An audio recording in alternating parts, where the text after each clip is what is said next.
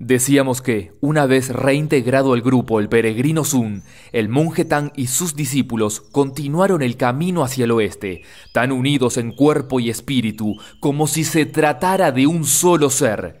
Tras haber liberado a la princesa del elefante sagrado y recibir todos los honores de su agradecido padre, caminaron sin parar durante días enteros, alimentándose cuando el hambre y la sed los atacaban, viajando de día y descansando cuando el sol se ponía.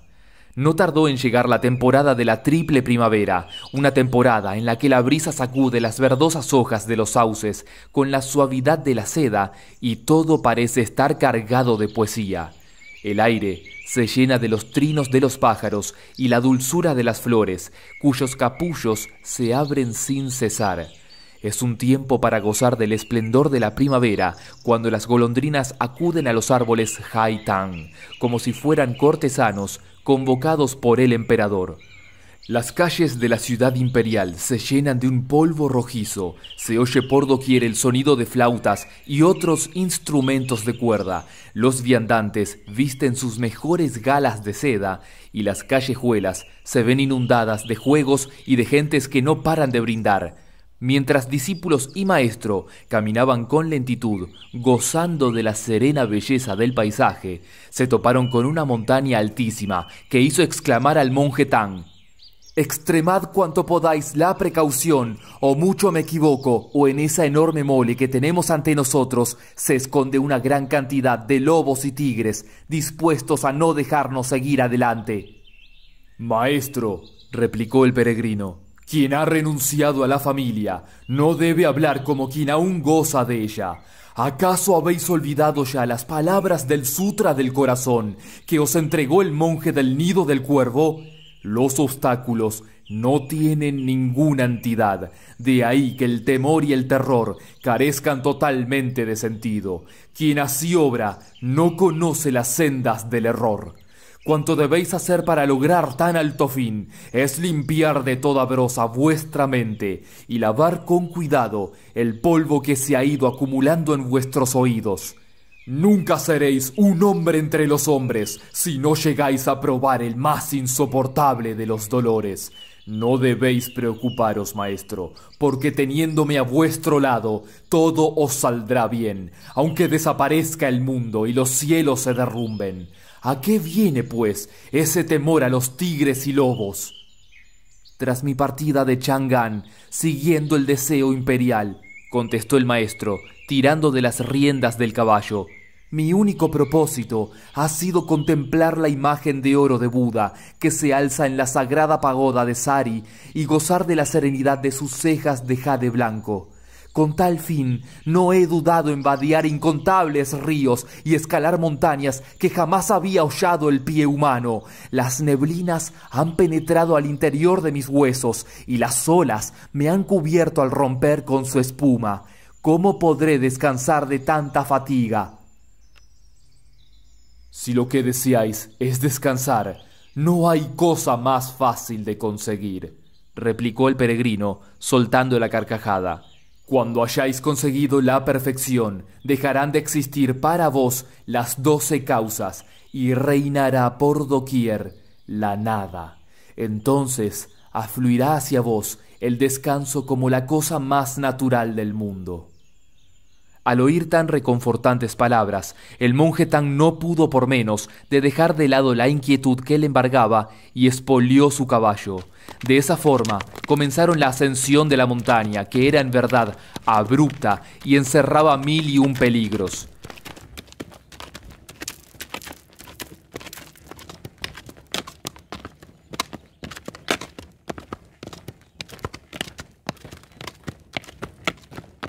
Su cumbre era altísima y tenía una desazonadora forma puntiaguda que contrastaba abiertamente con la profundidad de una oscura garganta labrada durante siglos por un serpenteante torrente. Sus aguas levantaban montañas de espuma que se perdían inútilmente en la altura. Por encima de los acantilados podía verse los tigres moviendo tranquilamente la cola y un poco más arriba la hoja de piedras del pico atravesar el verdor de los cielos. El cañón que se abría a sus pies, por el contrario, se mostraba tan profundo y oscuro como el mismo Empirio. Ascender por montaña tan peculiar era como hacerlo por una escalera y descender de ella como adentrarse poco a poco en una fosa. Se trataba de una elevación tan abrupta que hasta el buscador de hierbas medicinales encontraba difícil caminar por ella, y el leñador se mostraba incapaz de avanzar un solo centímetro con facilidad. Las cabras montesas, los caballos salvajes, las liebres y los toros de montaña se veían precisados a moverse en manadas por los empinados riscos. La altura de aquella mole era tal que a veces obnubilaba el sol y las estrellas. ¿Qué había de raro que en ella moraran lobos blancos y criaturas extrañas? El caballo de Tripitaka se movía con manifiesta dificultad por aquella maraña de arbustos y rocas. Sus esfuerzos eran tales que uno se preguntaba cómo se las arreglaría para llevar a su dueño al templo del trueno y presentar allí sus respetos a Buda. Mientras el maestro luchaba por mantenerse a lomos de su cabalgadura, levantó la vista y vio a un leñador unos cuantos pasos más adelante. Llevaba un sombrero viejo de fieltro azul para la lluvia y una túnica de monje de lana negra. Semejante vestimenta no dejaba de ser totalmente inapropiada, ya que difícilmente podía guarecerse contra la humedad y el sol con un sombrero y una túnica de esa especie. ¿Dónde se había visto, por otra parte, que un monje usara una prenda tan extraña? Parecía más una burla que una señal de respeto. Llevaba en las manos un hacha de acero brunida con singular esmero y en el cinto lucía un machete de cortar ramas. No resultaba difícil colegir por su estilo de vida que no le abrumaban las cuitas y sí, en cambio, gozaba de la bendición de las 3 estrellas. Aquel era un hombre que había aceptado su suerte y al que no le importaban la gloria o los fracasos de este mundo. El leñador estaba cortando troncos junto al camino cuando, al ver acercarse al monje Tang, dejó el hacha a un lado y corrió decidido hacia él, sin dejar de gritar a grandes voces: «Deteneos un momento, maestro, que os dirigís al oeste, porque tengo algo importante que deciros. Existe en esta montaña una banda de monstruos sin entrañas que se dedican a devorar a cuantos viajeros osan pasar por aquí, camino del poniente». Al oír eso, Tripitaka sintió que le abandonaban las fuerzas y el espíritu se le salía del cuerpo. Estaba tan alterado que apenas podía mantenerse sobre el lomo del caballo. Se volvió inmediatamente hacia sus discípulos y les preguntó: ¿Habéis oído lo que acaba de decir el leñador sobre esos monstruos que nos aguardan un poco más adelante? ¿Quién se atreve a indagar más pormenores? Tranquilizaos, maestro, le aconsejó el peregrino. Yo mismo me llegaré hasta ese hombre y le pediré más detalles sobre tan descorazonador anuncio. Se adelantó a sus hermanos y, dirigiéndose al leñador como hermano mayor, dobló las manos y le saludó con inesperado respeto. El leñador le devolvió el saludo diciendo: ¿Se puede saber qué propósito os ha traído hasta aquí? A decir verdad, contestó el peregrino, hemos recibido del Señor de las Tierras del Este el encargo de hacernos con las escrituras del paraíso occidental. Aquel que veis a lomos de un caballo es mi maestro. Se trata de una persona bastante timorata y al oíros hablar de demonios y monstruos se ha puesto a temblar y me ha pedido que os pregunte más detalles sobre ello. ¿Cuántos años llevan viviendo aquí esas bestias, por ejemplo? ¿Se trata de auténticos profesionales o de simples aprendices? Es preciso que lo sepa con exactitud para poder solicitar del espíritu local y del dios de la montaña que los aleje de aquí cubiertos de cadenas. El leñador levantó los ojos al cielo y, tras soltar una sonora carcajada, exclamó: «Se ve que estás loco de remate». «Yo no estoy loco», protestó el peregrino. «Y lo que acabo de decirte es la pura verdad. Deberíais haberos percatado de que soy una persona honrada». «No te adules tanto, por favor», se burló el leñador. «Si fueras tan honrado como pretendes, no hablarías de alejar a nadie de aquí cubierto de cadenas». «¿Estás relacionado con esos monstruos?», indagó el peregrino. «¿Qué te hace pensar semejante cosa?», replicó el leñador. «La forma como ponderas sus poderes y el modo como nos has echado el alto», contestó el peregrino. «Si no eres pariente de estas bestias, por fuerza debes de ser vecino o amigo suyo». «Estás completamente loco», replicó el leñador, arreciando en sus carcajadas. No sabes ni lo que dices. Yo soy un hombre que siempre procura hacer el bien. Por eso he hecho todo lo posible para haceros llegar el mensaje que ya sabéis. Es preciso que obréis siempre con prudencia y toméis todas las precauciones que podáis. Por lo que se ve, tú has malinterpretado mis intenciones y en vez de agradecérmelo, echas en cara mi modo de actuar. En fin, supongamos que conozco el origen de esos monstruos. ¿Quieres explicarme qué vas a hacer para apartarlos de tu camino? Me gustaría saber cuáles son tus planes.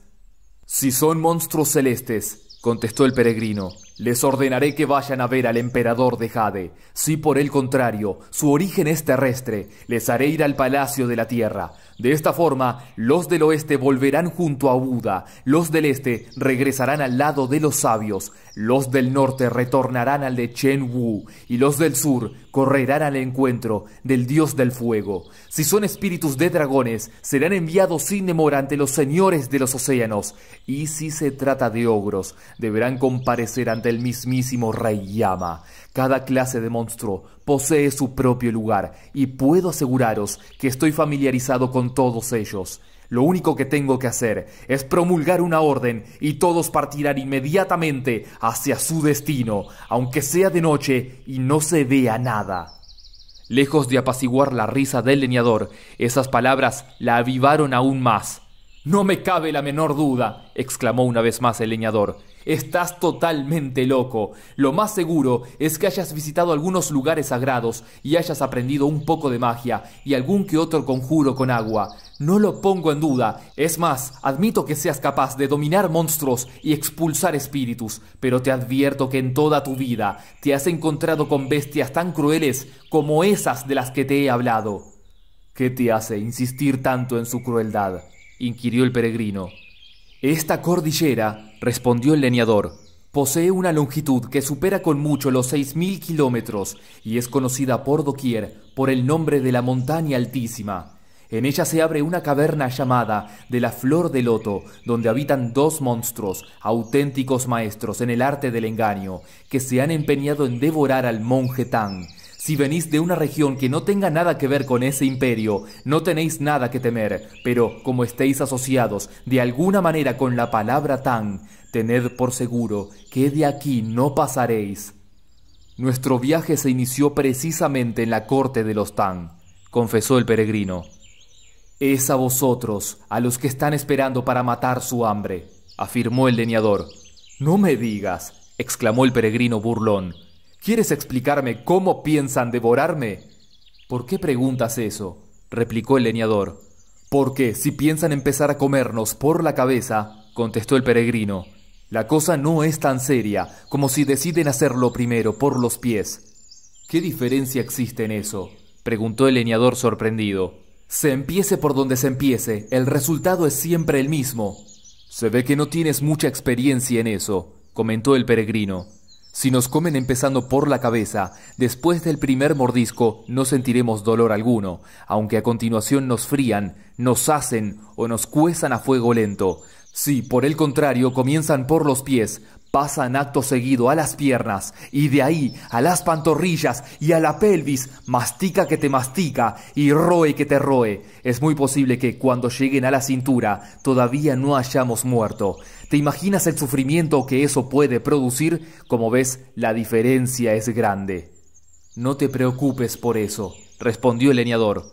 «Esas bestias no van a tomarse tantas molestias. Mirándolo bien, no son tan refinadas como parecen. Lo que harán será atarte a un poste y ponerte al fuego. Cuando estés bien churruscadito, te comerán entero y asunto concluido». «Eso es mejor de lo que me esperaba», exclamó el peregrino aliviado. «Mucho mejor. No nos dolerá nada. La pena será que estaremos un poco tiesecitos y duros». «No seas tan caradura, por favor», le aconsejó el leñador. «Esos monstruos tienen en su poder 5 tesoros, que poseen un gran caudal de poderes mágicos. Aunque seas el pilar de Jade, que sostiene los cielos, o el puente de oro que une las dos orillas del océano, esas bestias te harán perder el equilibrio cuando trates de pasar al monje tan sano y salvo por sus dominios». «¿Quieres decirme cuántas veces me marearé?», inquirió el peregrino. «3 o 4», contestó el leñador. «Bah, eso no es nada», exclamó una vez más el peregrino. ¿Qué son 3 o 4 veces? Para quien se marea al cabo del año, 700 u 800 veces. Un pequeño vaído y ya está. Atrás quedó el peligro para siempre. El gran sabio no sentía en verdad miedo alguno. Estaba tan ansioso por servir de guía al monje Tang que dejó al leñador y de 2 grandes zancadas se llegó hasta donde estaba parado el caballo y dijo al maestro: «No se trata de nada serio, solo un par de monstruos sin ninguna importancia. Lo que ocurre es que la gente de por aquí es bastante miedosa y se asusta por cualquier cosa. Además, me tenéis a vuestro lado, así que lo mejor es que prosigamos nuestro camino».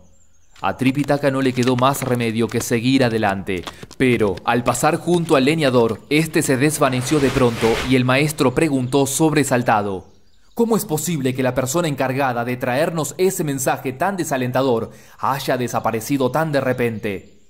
«¡Qué mala suerte la nuestra!», se quejó Bachie. «Hasta a plena luz del día nos topamos ya con los espíritus». «¿Cómo puedes decir tantas tonterías?», le regañó el peregrino. «Lo más seguro es que ese hombre se haya escurrido al interior del bosque en busca de madera. Voy a echar un vistazo». El gran sabio abrió cuanto pudo, sus ojos de fuego y sus pupilas de diamante, pero aunque escudriñó la montaña con sumo cuidado, no pudo hallar ni rastro del leñador. Sorprendido, levantó después la cabeza y vio al centinela del día sentado sobre una franja de nubes. Montó a toda prisa en una y salió en su persecución sin dejar de gritar: «¡Maldito espíritu!». Cuando llegó a su altura, le reconvino diciendo: «Si tenías algo que advertirnos, ¿por qué no lo hiciste con toda claridad? ¿A qué viene eso de disfrazarte y tomarnos descaradamente el pelo?». El centinela estaba tan asustado que solo acertó a inclinar respetuosamente la cabeza y a responder: «Perdonad, gran sabio, mi tardanza en transmitiros el mensaje, pero esos monstruos poseen extraordinarios poderes mágicos y son capaces de transformarse en lo que les venga en gana. Ahora os corresponde a vos, valeros de vuestra portentosa inteligencia, para proteger a vuestro maestro de la forma que estiméis más oportuna. Os advierto que, si no obráis con presteza, no podréis pasar de aquí y jamás alcanzaréis el paraíso occidental». El peregrino dejó al centinela proseguir su camino, aunque tomó buena cuenta de su advertencia. Al regresar, sin embargo, a la montaña y ver al maestro, a Bachie y al bonzo ya avanzar entre las rocas con no poca dificultad, se dijo: «Si les cuento cuanto acaba de relatarme el centinela, con toda seguridad se echarán a llorar. Posee el maestro un espíritu tan débil. Por otra parte, si no le digo la verdad, puede seguir adelante sin tomar ningún tipo de precauciones. Como muy bien afirma el proverbio, al adentrarse en un pantano, nadie puede asegurar si es profundo o no. Si el maestro cae en poder de esos monstruos, tendré que emplearme a fondo y gastar yo que sé la de energía. Creo que lo mejor será enviar a Bachie por delante, a ver cómo se desenvuelven esos monstruos. Si sale vencedor del trance, toda la gloria será suya, pero si fracasa y cae en poder de esas bestias, ya dispondré después de tiempo para ponerle en libertad. Su desgracia me brindará la ocasión de mostrar mis poderes, y eso aumentará aún más mi fama». Mientras calibraba la viabilidad de estos planes, interrogando a la inteligencia con la mente, volvió a decirse: «De todas formas, Bachie es tan vago que a buen seguro se negará a ser de avanzadilla. Eso sin contar con que el maestro le protege de una forma increíble. Tendré que servirme, pues, de la astucia para convencerle». A cuántos engaños hubo de recurrir el gran sabio. Se frotó los ojos durante un buen rato y de esta forma logró que las lágrimas fluyeran copiosas por sus mejillas, mientras se dirigía con paso inseguro a donde se encontraba su maestro. Al verle tan abatido, Bachie exclamó enseguida: «Deja la pértiga en el suelo, bonzo ya, y pon ahí el equipaje. Creo que ha llegado la hora de dividirlo». «¿Se puede saber por qué lo vamos a dividir?», preguntó sorprendido el bonzo ya. «Haz de una vez lo que te digo», gritó Bachie. «Cuando tengas la parte que te corresponde, vuelve al río de arena y conviértete en monstruo. Por mi parte, pienso regresar al pueblo de Gao a ver qué tal sigue mi esposa. Venderemos el caballo y con lo que saquemos compraremos un ataúd para el maestro. Ha llegado la hora de dispersarnos. No tiene ningún sentido sacrificarnos por llegar al paraíso occidental». «¡Maldito esclavo!», bramó Tripitaka sobre el caballo. Aún no hemos concluido el viaje. ¿Se puede saber a qué viene tanta tontería? Solo los niños las dicen, replicó Bachie. ¿No veis al peregrino Sun que viene hacia aquí llorando como una doncella? Como bien sabéis, es un luchador experimentado que no tiene miedo ni al hacha ni al fuego y que es capaz de adentrarse tanto en el cielo como en la tierra. Sin embargo, se le ve decaído y sin ánimo alguno. Una actitud así solo se explica por lo infranqueable de esta montaña y lo peligroso de los monstruos que la habitan. ¿Cómo queréis que sigamos adelante nosotros, que somos mucho menos fuertes que él? Te repito que dejes de decir tonterías, insistió el maestro. En realidad no sabemos lo que le pasa. Vamos a preguntárselo antes de tomar cualquier decisión.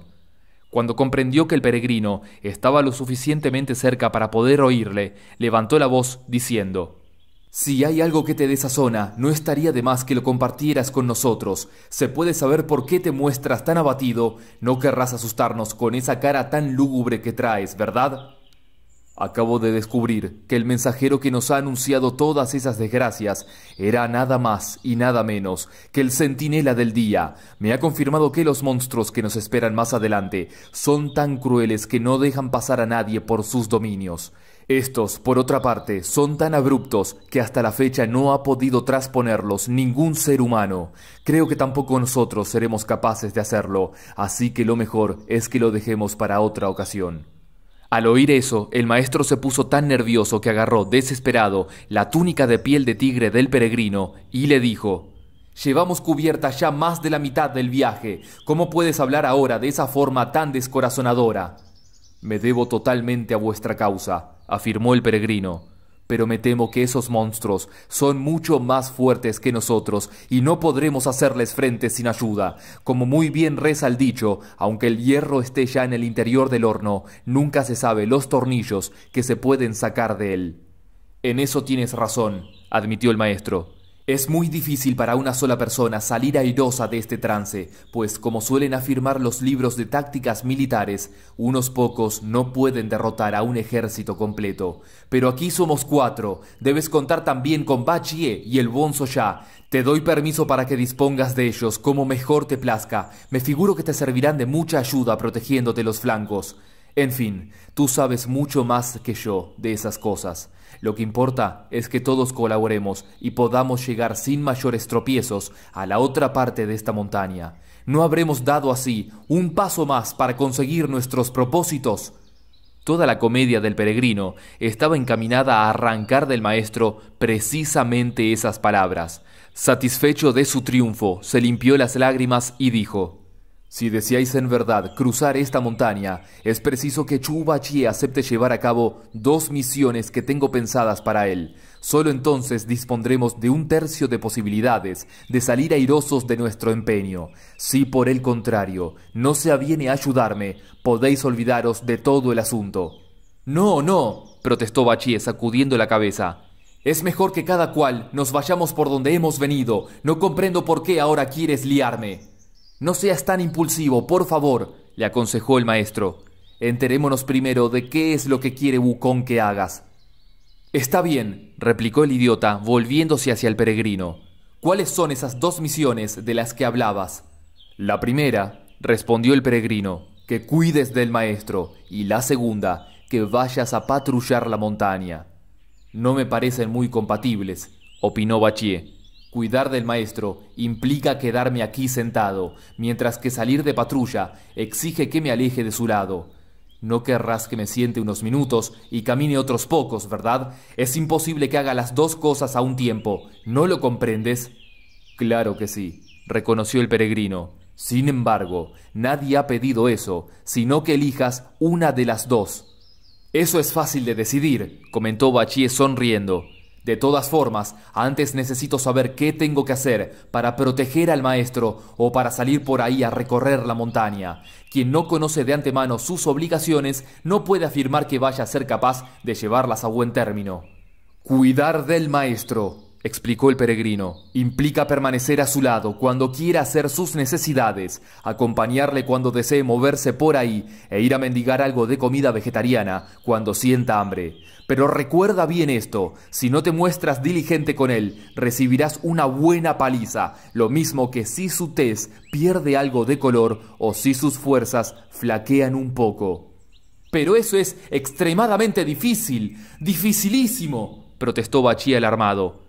«No separarme de él en ningún momento no implica dificultades mayores. Aunque tuviera que llevarle a cuestas de aquí para allá, no me costaría gran cosa, pero si me envía a mendigar comida y me encuentro con alguien incapaz de reconocer en mí a un monje en busca de escrituras sagradas, mi vida puede correr un grave peligro. No en balde soy un puerco sano y de una corpulencia llamativa.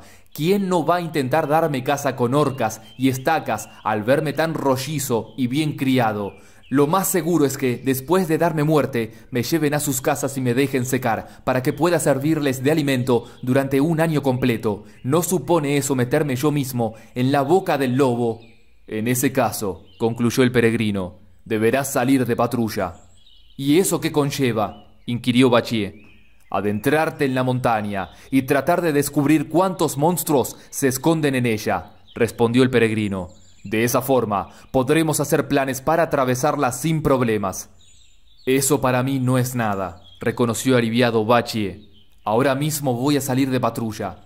Y agarrando su túnica y el tridente, se dirigió decidido hacia el interior de la montaña.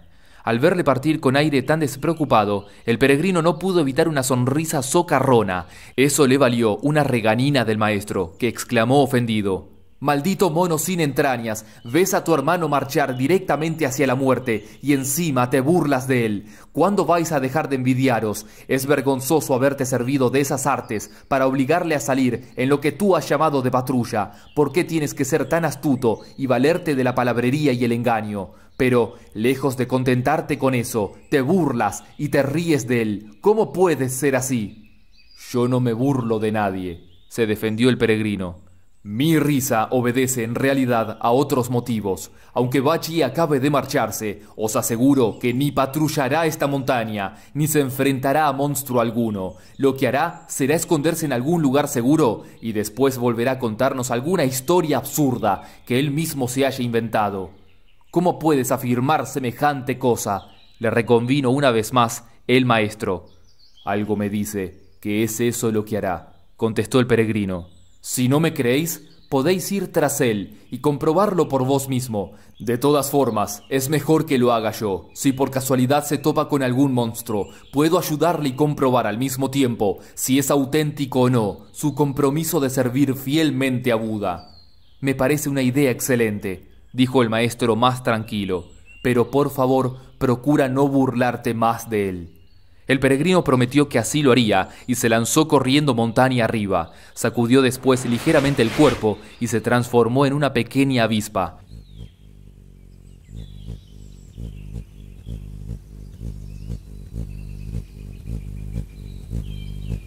Sus alas se movían sin esfuerzo alguno en el seno del viento, contrastando su fuerza con la delicadeza de su cintura, tan delgada como un alfiler. La velocidad de sus movimientos era tal que se desplazaba por entre los juncos y plantas con la celeridad de un cometa. Sus ojos poseían un delicado brillo que se conjugaba a la perfección con el casi imperceptible zumbido de su vuelo. A pesar de ser uno de los insectos más pequeños que existen, posee la inteligencia de otros mayores que él. Cuando se detiene a descansar en los parajes más recónditos del bosque, apenas nadie se percata de su nerviosa presencia. El peregrino batió con fuerza las alas y no tardó en ponerse a la altura de Bachie. Se posó después en su cuello y de ahí pasó a unas cerdas muy duras que tenía justamente en la terminación de las orejas. El idiota ni siquiera se percató de que alguien había aterrizado en su cuerpo.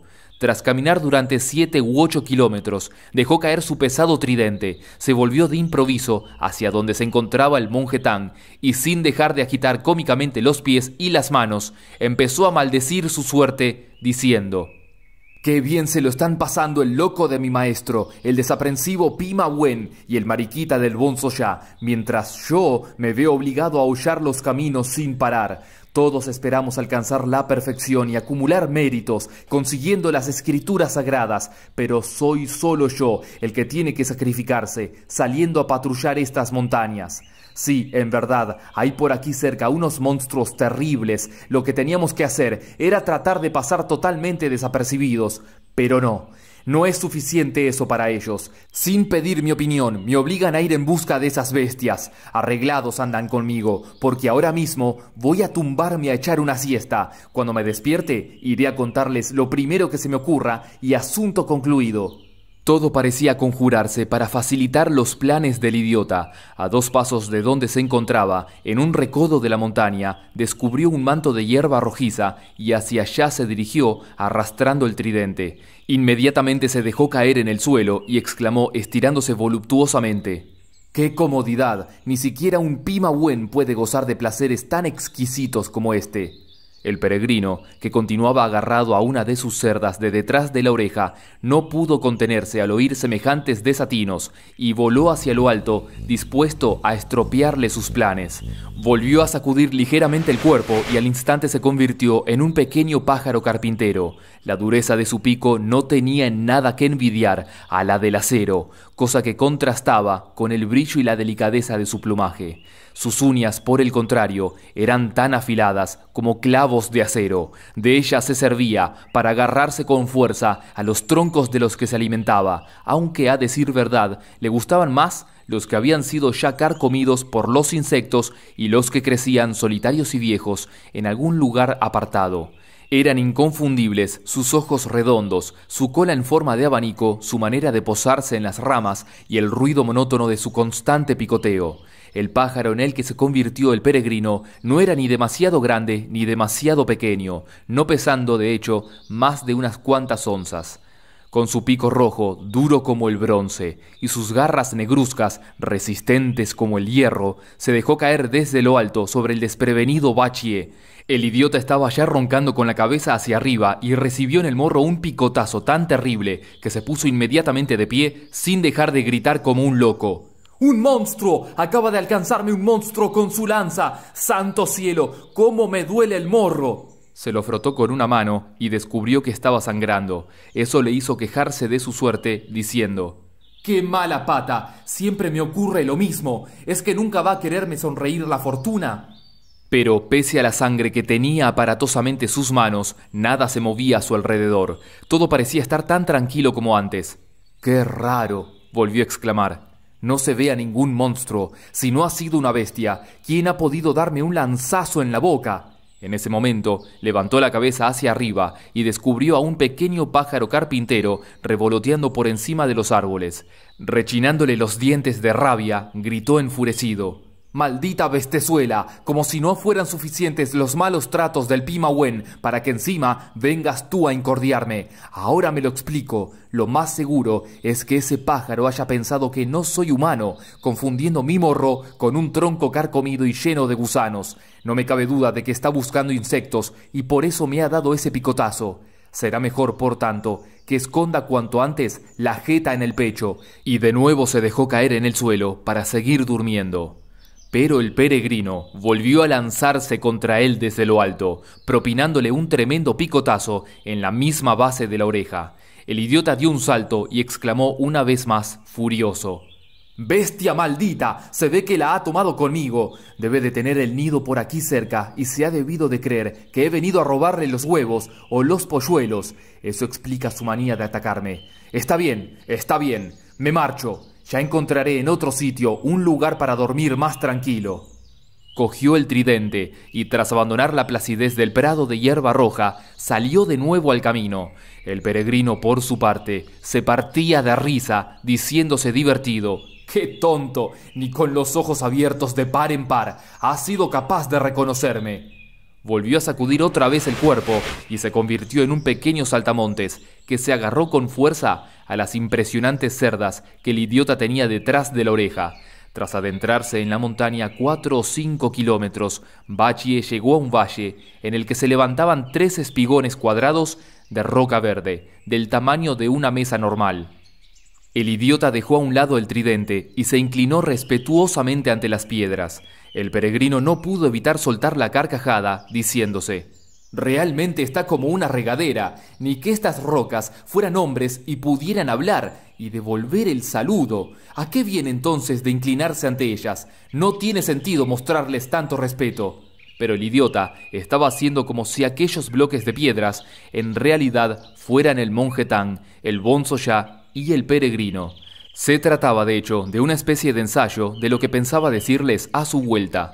«Cuando vuelva junto al maestro», afirmó, «les diré que hay infinidad de monstruos. Si me preguntan qué clase de montaña es esta, les responderé que ha sido moldeada con arcilla, a la que después se le ha añadido barro, se la ha envuelto en estaño y cobre, y finalmente se la ha pintado con un pincel, no sin antes cubrirle los agujeros con papel y espolvorearle un poco de harina».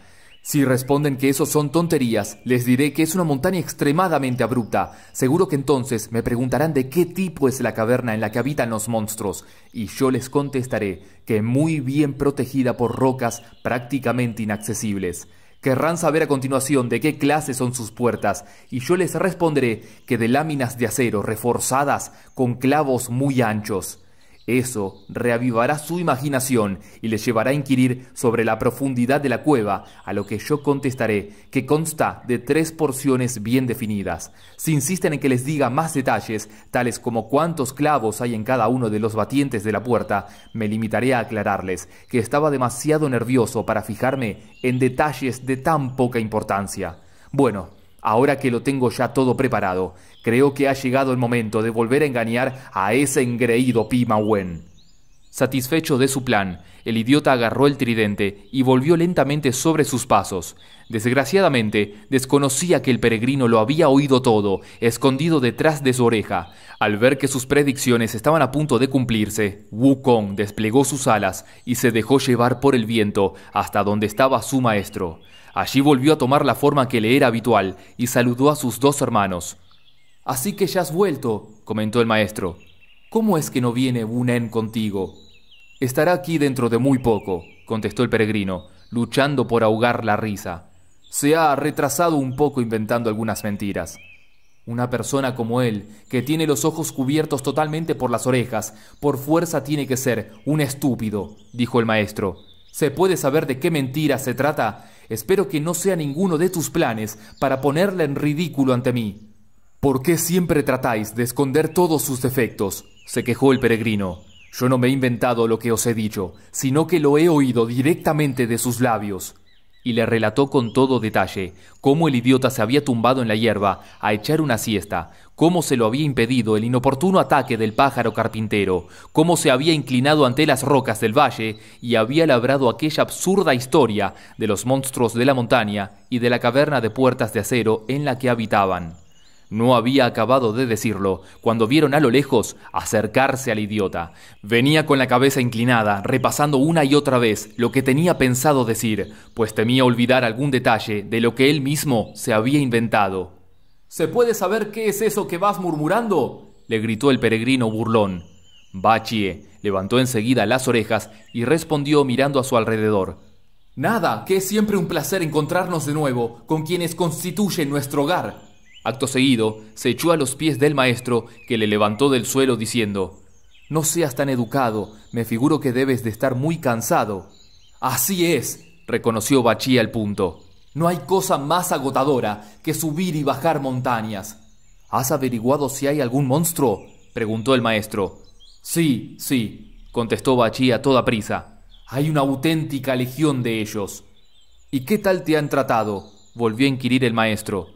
«Muy bien», mintió Bachie. «Me tomaron por antepasado suyo, llamándome respetuosamente abuelo cerdo. Me prepararon incluso un poco de comida vegetariana y una sopa a base de tallarines, comprometiéndose a servirnos de escolta mientras atravesáramos esta montaña». «¿Eso lo oíste cuando dormías tumbado sobre la hierba?», preguntó burlón el peregrino. El idiota se quedó tan sorprendido ante esa pregunta que perdió por lo menos 2 centímetros de su altura habitual. «¿Cómo te has enterado de que he estado durmiendo?», balbució enfadado.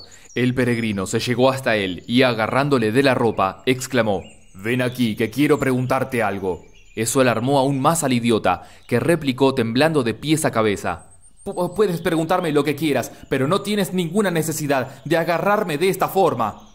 ¿Qué clase de montaña es esta?, le preguntó el peregrino sin ninguna consideración. Muy abrupta, contestó Bachie.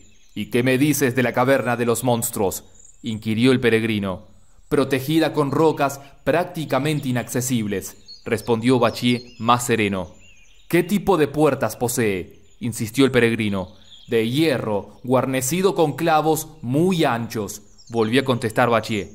¿Cuál es la profundidad de esa caverna?, continuó el peregrino su interrogatorio. Mucha, aclaró el idiota. Posee, de hecho, 3 porciones. No necesito preguntarte más, concluyó el peregrino. La última porción la recuerdo con bastante claridad, dijo Bachie, recuperado del todo. No sigas mintiendo, por favor, le echó en cara el peregrino. Todo esto te lo he preguntado para que viera el maestro que no estaba mintiendo. Ahora puedo proseguir tu informe sin que tú digas una sola palabra. No comprendo cómo puedes ser tan engreído, exclamó Bachie a su vez. ¿Cómo vas a terminar tú mi informe si ni siquiera fuiste conmigo? ¿Cuántos clavos había en las puertas?, preguntó de pronto el peregrino, soltando la carcajada. Bueno, digamos que estabas demasiado nervioso para recordarlo ahora con toda claridad, ¿no es así? El idiota estaba tan asustado que al punto se dejó caer sobre el suelo. El peregrino continuó su ataque, diciendo: ¿Te parece bonito inclinarte ante un grupo de rocas y hablarles con todo respeto como si fuéramos nosotros 3? Di, ¿te parece justo? Además, ¿por qué tuviste que decir, ahora que ya tengo mi historia, puedo volver a engañar a ese engreído de Pima Wen? ¿Quieres explicarme qué forma de hablar es esa? Por lo que has dicho, concluyó el idiota, golpeando sin parar el suelo con la frente. Deduzco que no te apartaste de mí ni un segundo cuando salí a patrullar la montaña. ¡Vago asqueroso!, le regañó fuera de sí el peregrino. Este es un lugar muy especial. Si no lo fuera, no te hubiéramos enviado a patrullarlo, pero tú, en vez de hacerlo, te echaste a dormir tranquilamente una siesta. Si el pájaro carpintero no se hubiera cebado en tu morro, seguro que a estas horas todavía estarías roncando. Sin embargo, no te conformaste con eso, sino que encima te inventaste esa patraña que acabas de contarnos. ¿No te das cuenta de que has estado a punto de arruinar una empresa tan importante como la nuestra? Súbete la túnica, que voy a darte como recuerdo 5 azotes en las piernas. Pero tu barra es demasiado dura, exclamó horrorizado Bachie. Con apenas tocarla, la piel se desgarra y los tendones se quiebran como si fueran viejos hilos de seda. 5 golpes me supondrán con toda seguridad la muerte. ¿Por qué mientes si tienes tanto miedo al castigo?, le recriminó el peregrino. Te prometo que no volveré a hacerlo nunca más, dijo Bachie con voz llorosa. Está bien, concedió el peregrino. Por esta vez te daré 3 golpes. Es que no lo comprendes, gritó Bachie desesperado. Ni siquiera medio golpe seré capaz de soportar. Comprendiendo que no tenía escapatoria, el idiota agarró al maestro y le suplicó: por lo que más queráis, interceded en mi favor. Cuando Wukong me contó que habías urdido esa patraña, contestó el maestro, me negué de plano a creerle, pero ahora que se ha descubierto la verdad, mereces que se te aplique un castigo ejemplar. De todas formas, estamos tratando de cruzar esta montaña y precisamos de toda la ayuda que podamos obtener. Así que, Wukong, añadió dirigiéndose al peregrino, es aconsejable que de momento le perdones. Cuando hayamos atravesado estos parajes, haz con él lo que mejor te parezca. ¿De acuerdo? Los antiguos opinaban, contestó el peregrino, que obedecer a los propios padres es una expresión de piedad filial. Si el maestro quiere que no te azote, no lo haré de momento, pero debes partir de nuevo a patrullar la montaña, y ten presente que si vuelves a echarte una siesta o a complicar las cosas, no rebajaré ni uno solo de los golpes que pienso darte. Al idiota no le quedó pues más remedio que ponerse de pie y hollar una vez más el camino.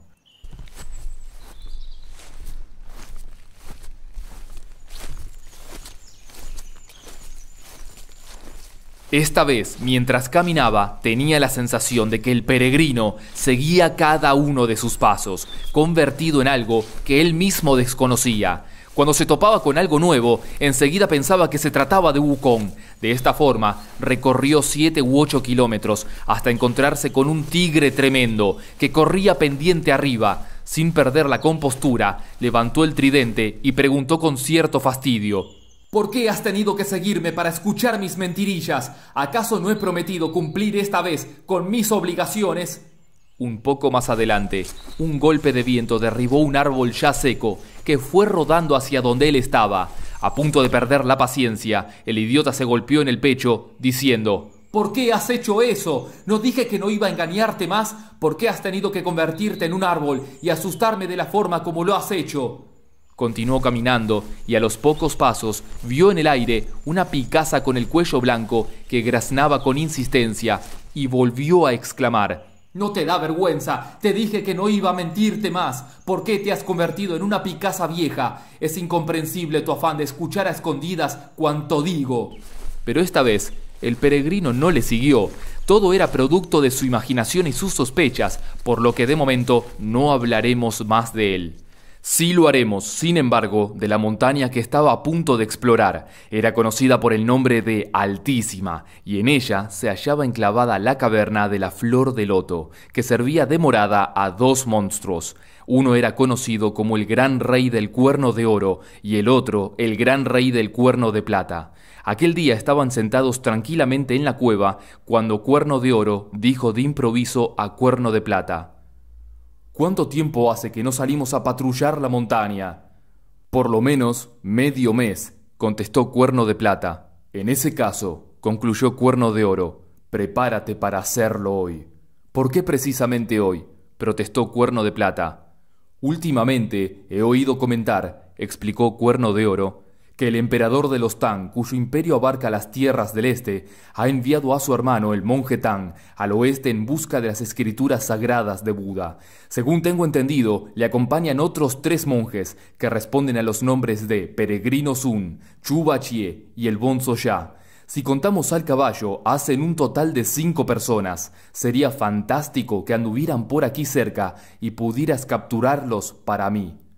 Si lo que deseas es comer carne humana, puedes cazar en otra parte a los hombres que quieras, le aconsejó Cuerno de Plata.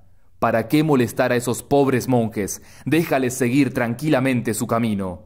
Se ve que no estás al tanto de la importancia de esos viajeros, comentó Cuerno de Oro. Al abandonar las regiones superiores, oí decir que el monje Tang es, en realidad, la reencarnación de la cigarra de oro, un hombre que se ha dedicado a la práctica de la ascesis durante más de 10 existencias y que jamás ha malgastado un solo gramo de yang. Por tanto, si alguien logra probar un solo trocito de su carne, verá alargada ostensiblemente su edad. Si lo que dices es verdad, preguntó Cuerno de Plata, más interesado en la empresa, ¿qué necesidad tenemos de practicar ejercicios, luchar por conciliar al dragón y al tigre y esforzarnos por conseguir la unión de los principios masculinos y femeninos? Nos basta con devorar a ese monje. Ahora mismo voy a capturarle. No seas tan impulsivo, le aconsejó Cuerno de Oro.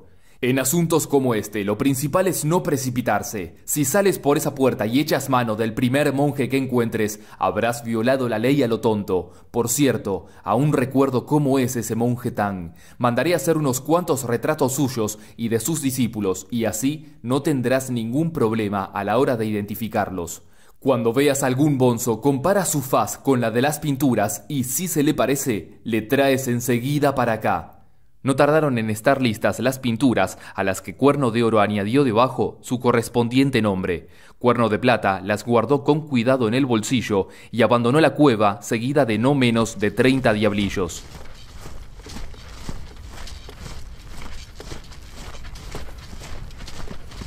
La mala fortuna de Bachie quiso que no tardara en toparse con ellos.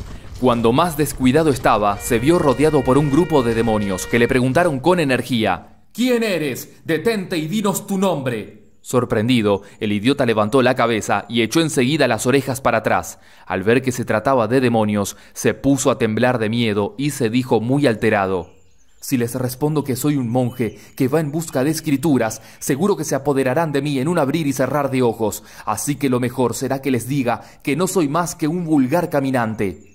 Los demonios escucharon sin ninguna sorpresa su respuesta y volaron a informar a su señor, diciendo: «Se trata de un simple caminante, señor».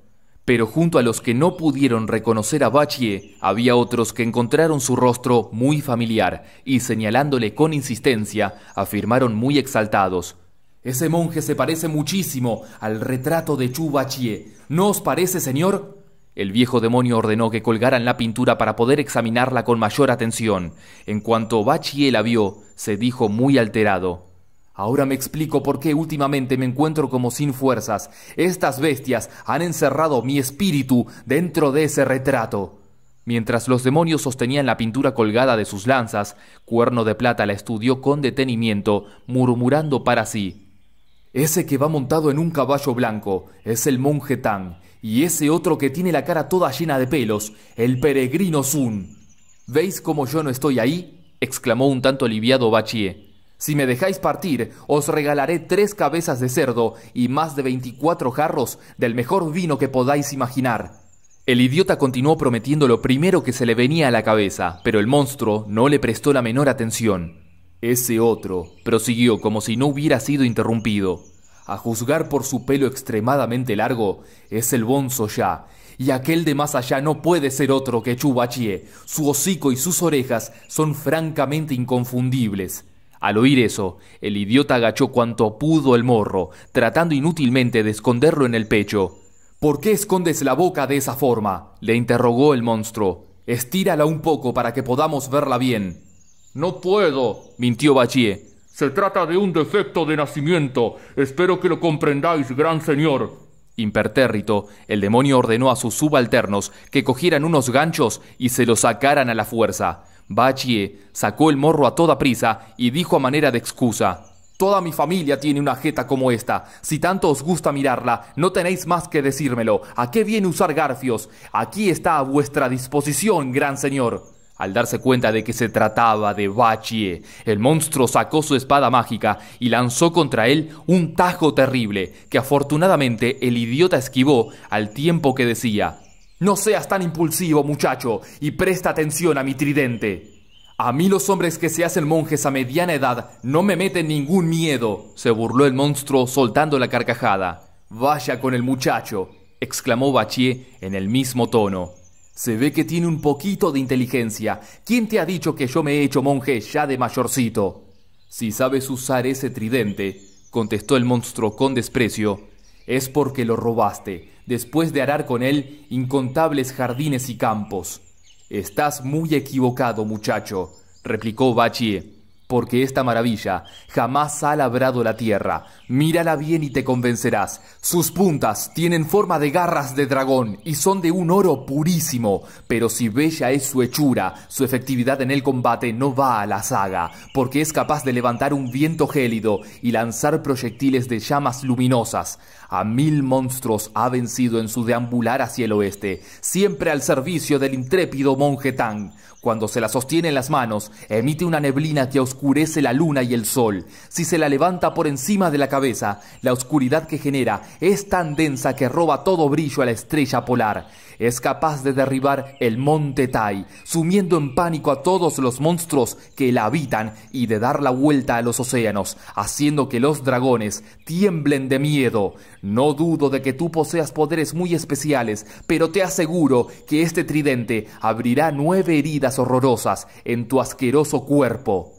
A pesar de la vehemencia de esas palabras, el monstruo no retrocedió. Al contrario, blandió su espada de 7 estrellas y se lanzó contra Bachie.